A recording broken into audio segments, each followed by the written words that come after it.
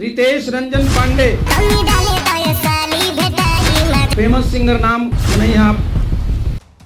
तोहार मोट हमार छोट बहुत दुखाता जीजा, जीजा दीदिया न दी तो दे दी हमी।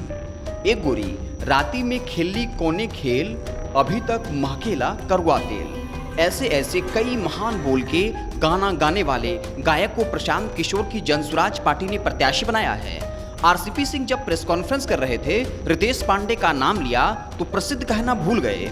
तो उनमें से किसी ने पीछे से कहा, बहुत फेमस सिंगर हैं। क्या जनसुराज के लोग जो बिहार में एक नई व्यवस्था बनाना चाहते हैं, रितेश पांडे के इस गाने को लेकर यह कहना चाहते हैं कि ये बहुत प्रसिद्ध गायक हैं। प्रशांत किशोर भी इस तरह का एक बयान दे चुके हैं। जब मनीष कश्यप को अपनी पार्टी में शामिल किया तब यह कहा कि मनीष कश्यप ने अपनी प्रसिद्धि अपने दम पर पाई है, अपनी पहचान अपने बदौलत बनाई है। यह लालू यादव का बेटा नहीं है जिसे बना बनाया साम्राज्य मिला।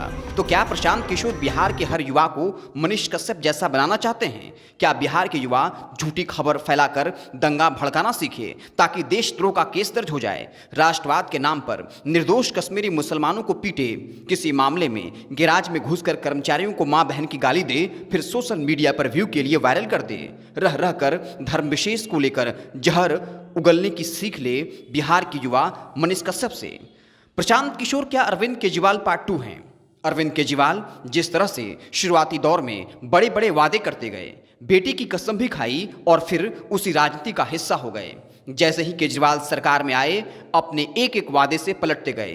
प्रशांत किशोर तो अभी चुनाव ही लड़ रहे हैं, लेकिन जो कह रहे हैं और कर रहे हैं उसमें साफ फर्क नजर आता है। एक कहावत है ना कि कथनी और करनी में फर्क होना। बीजेपी और अन्य पार्टियों के चाल, चरित्र और चेहरे पर सवाल उठा रहे हैं, लेकिन जब उनसे सवाल पूछा जाता है तो सामने वाले को मूर्ख, जाहिल, संघी बता जाते हैं। आपको याद होगा पवन सिंह को भाजपा ने आसनसोल से टिकट दिया, फिर बंगाल की महिलाओं को लेकर एक गाना पवन सिंह का वायरल हो गया, जिसके बाद बीजेपी को बैकफुट पर होना पड़ा।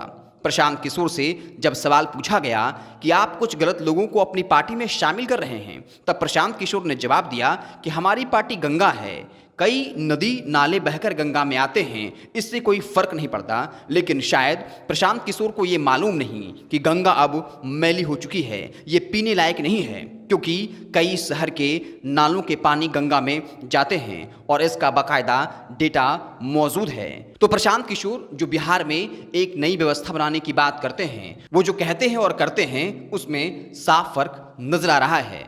आपको क्या लगता है? आप क्या कुछ सोचते हैं? कमेंट बॉक्स में ज़रूर बताएं। अगर आप हमें फेसबुक पर देख रहे हैं तो हमारे पेज को लाइक कर लीजिए, यूट्यूब चैनल को सब्सक्राइब कर लीजिए। बहुत बहुत धन्यवाद।